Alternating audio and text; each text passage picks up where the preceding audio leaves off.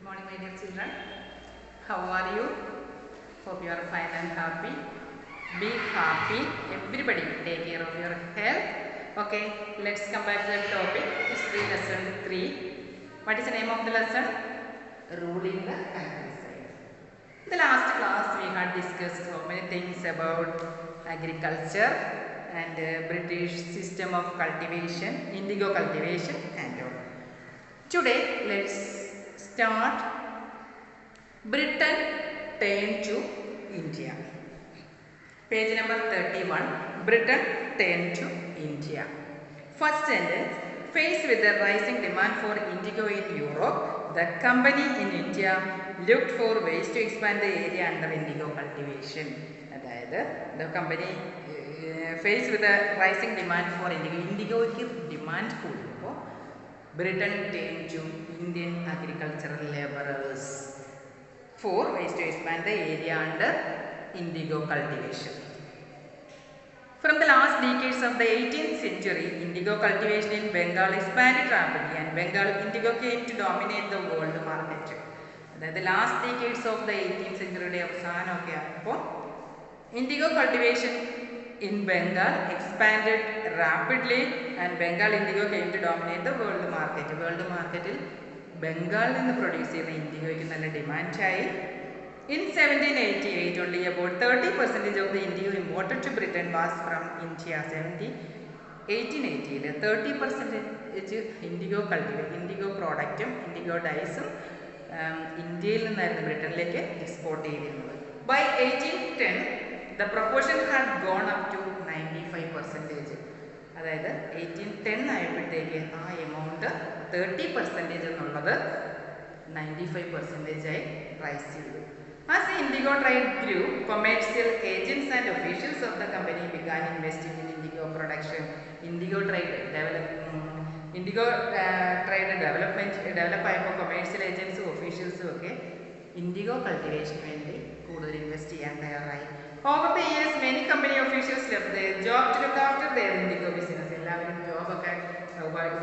Indigo business officials English, Britain, East India Company officials indigo cultivation. Attracted by the prospect of high profits, numerous Scotsmen and Englishmen came to India and became planters. Indigo planters trade develop Indian demand Scottish English indigo cultivation. Those who had no money to produce indigo could get loans from the company and the banks that were coming up at them. Those who had no money to produce indigo could get loans. That is, indigo cultivation investment in paisa loan How was indigo cultivated? There are two methods of cultivation: niche and rayoti cultivation. Two methods of indigo cultivation: niche cultivation and rayoti cultivation. These are the two methods of cultivating indigo.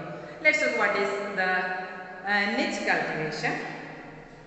Within the system of niche cultivation, the plant produces indigo in lands that is directly controlled. That is, niche cultivation അനുസരിച്ച് അദ്ദേഹത്തിന്റെ ലാൻഡിൽ തന്നെ ലേബറേഴ്സിനെ കൊണ്ട് indigo cultivate ചെയ്യുക. He either bought the land or rented it from other zamindars and produced indigo by directly employing hired laborers. അദ്ദേഹം സ്വന്തം ലാൻഡിലോ അല്ലെങ്കിൽ സെമീന്ദാർമാരിൽ നിന്ന് റെന്റിനെടുക്കുന്ന ലാൻഡിലോ IndiGo cultivate ചെയ്യാൻ ഡയറക്റ്റായിട്ട് ഇൻഡിഗോ ലേബറേഴ്സിനെ വെച്ച് കൾട്ടിവേറ്റ് ചെയ്യാൻ തുടങ്ങി. The problem with the niche cultivation. What is the problems facing with this cultivation? The planters found it difficult to expand the area under niche cultivation. Planters in the area develop and difficult. Indigo could be cultivated only on fertile lands. That is, indigo cultivated fertile land. That is, all land it was not suitable for cultivating indigo. And these were all already densely populated. അതായത് മിക്കവാറും സ്ഥലത്ത് ആൾക്കാരെല്ലാം densely populated ആയതുകൊണ്ട് അവിടെയൊക്കെ കൾട്ടിവേഷന് difficult ആയിരുന്നു. only small plots scattered over the landscape could be employed. കുറച്ച് സ്ഥലം മാത്രമേ indigo cultivation കിട്ടിയിരുന്നുള്ളൂ. Planters needed large areas in compact blocks to cultivate indigo in plantations. Where could they get such land from? അവർക്ക് plantations ആണ് വേണ്ടത്, അതായത് ഒരു വലിയ പ്ലോട്ടാണ് വേണ്ടത്. from where they get such land from? They attempted to lease in the land around the indigo factory and the peasants from the area, but this always lead to conflicts and tension. മിക്കവാറും അതിനകത്ത് ചെയ്തു land sufficient അല്ലാതെ വന്നപ്പോൾ മറ്റ് ഫാർമേഴ്സിനൊക്കെ താമസിക്കുന്ന സ്ഥലങ്ങളൊക്കെ ഒഴിപ്പിച്ചിട്ട് അവിടെ cultivate ചെയ്യാൻ തുടങ്ങി. അതൊക്കെ എപ്പോഴും പ്രോബ്ലംസ് ആണ് ഉണ്ടാക്കിയിരുന്നത്. Nor was labor easy to mobilize. A large plantation required a vast number of hands to operate, and labor was needed precisely at a time when peasants were usually busy with their rice cultivation. അതായത് നമ്മുടെ Indian പെസൻസ് എന്ന് പറഞ്ഞാൽ റൈസും വീറ്റും ഒക്കെ cultivate ചെയ്യുന്നവരെ അതെല്ലാം ഒഴിപ്പിച്ചിട്ട് അവരെ force ചെയ്ത് ഇൻഡിഗോ കൾട്ടിവേഷൻ നടത്താൻ പറഞ്ഞു. അത് എപ്പോഴും പ്രോബ്ലം ആയിരുന്നു. അവരൊരിക്കലും അതിന് വില്ലിങ് ആയിരുന്നില്ല. Nij cultivation on a large scale also required many ploughs and pullers. കൂടാതെ തന്നെ this method of cultivation, niche cultivation required many plows and bullocks. Cultivation ഒരുപാട് പ്ലോസ്, കലപ്പകളും കാളകളും ബുള്ളക്സും വേണം. 1 biga of indigo cultivation required 2 plows. Biga എന്ന് പറയുന്നത് എന്താണ്? What is biga? BIGHA, a unit of measurement of land. നമ്മൾ 1 acre എന്നൊക്കെ പറയുന്ന പോലെ 1 biga. Before British rule, the size of this area varied in Bengal. The British land was it's about 1/3 of 1 acre. ഒരു ഏക്കറിന്റെ 1/3 portion ആണ് 1 biga എന്ന് പറയുന്നത്. അപ്പോൾ 1 biga of indigo cultivation required 2 plows. 1 biga cultivation അതായത് ഒരു ഏക്കറിന്റെ 2/3 ഏരിയ എന്ന് പറയുന്നത് എന്താണ്? 1/3 ഏരിയ കൾട്ടിവേറ്റ് ചെയ്യുന്നതിന് 2 plows വേണം. This meant that a planter with 1000 bigas would need 2000 plows. അതായത് ഒരു പ്ലാന്ററിന് 1000 bigas ലാൻഡ് ഉണ്ടെങ്കിൽ 2000 plows they needed. Investing on purchase and maintenance of plows was a big problem. Investing on purchase and maintenance of plows was a big problem. പിന്നെ നമ്മൾ ഇതിനൊക്കെ invest ചെയ്യാനുള്ള മണി എവിടെ നിന്ന് കിട്ടും? Nor could supplies be easily got from the peasants since their plows and bullocks were busy on their rice field again exactly at the time that the indigo planters needed them. അതായത് നമ്മുടെ Indian കർഷകർ busy with this rice cultivation or wheat cultivation. അവർക്ക് റൈസും വീറ്റും cultivate ചെയ്യണം. പക്ഷേ അവരെ കൊണ്ട് force ചെയ്ത് അവരുടെ പ്ലോസും ബുള്ളക്സിനെയൊക്കെ ബ്രിട്ടീഷുകാരെടുത്താണ് അവർക്ക് IndiGo കൾട്ടിവേഷനായിട്ട്. Till the late 19th century, planters were therefore elected to expand the area under niche cultivation. അങ്ങനെ 19th century സ്റ്റാർട്ടിംഗ് ഒക്കെ ആയപ്പോൾ ഇവരെല്ലാം they are unwilling to cultivate indigo. Less than 25% of the land producing indigo was under this system. 25% land nij കൾട്ടിവേഷൻ്റെ കീഴിൽ ഈ method അനുസരിച്ച് കൃഷി ചെയ്യുന്നുണ്ട്. The rest was under the alternative mode of cultivation, the ryotic system. This is the criteria അല്ലെങ്കിൽ methods of niche cultivation. Then the second method of indigo cultivation is ryotic cultivation. What are the terms of ryotic cultivation? Under the ryotic system, the planters force ryots to sign a contract and agreement. അതായത് ryoti system അനുസരിച്ച് planters ലേബറേഴ്സിനെ കൊണ്ട് ഒരു agreement തയ്യാറാക്കുക. അതിന് പറയുന്ന പേരാണ് satta agreement. At times they pressurise the village headman to sign the contract on behalf of the riots.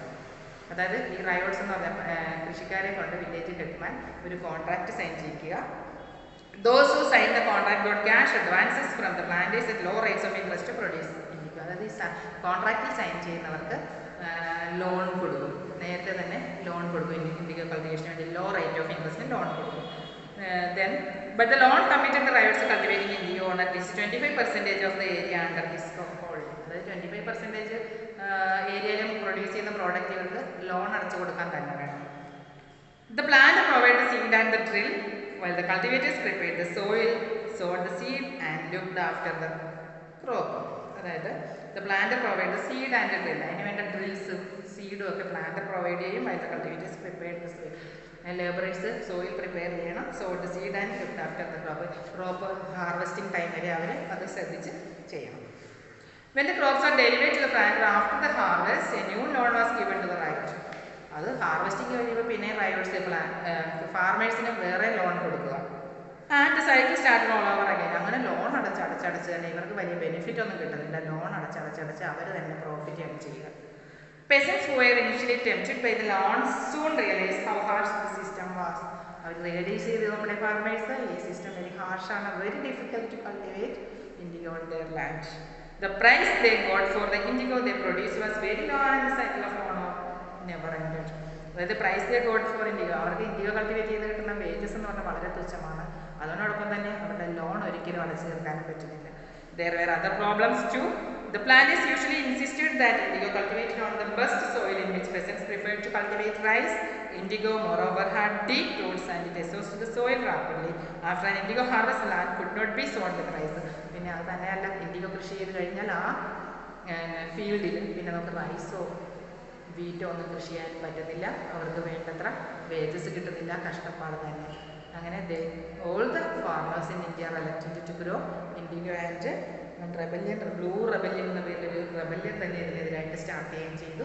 Let's start that blue rebellion in the next class. Everybody read the text book twice or thrice so that you may get better understanding of the content. Okay, thank you.